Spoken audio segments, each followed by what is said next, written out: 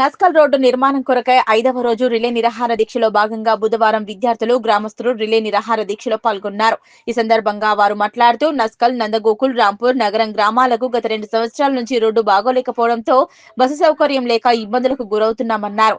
ఇకనైనా ప్రభుత్వం స్థానిక ఎమ్మెల్యే స్పందించి రోడ్డు పనులను ప్రారంభించాలన్నారు. ఈ కార్యక్రమంలో దుబాసి సంజీవ్, దొంతరమైన దుర్గయ్య, మెట్టులింగం, పాగల్ల ఎల్లం యాదవ్, జై సింగ్, తీగల స్వామి గౌడ్, విద్యార్థులు అనిల్, బాబు, నవీన్, అనిల్, దయాకర్, రమేష్ తదితరులు పాల్గొన్నారు.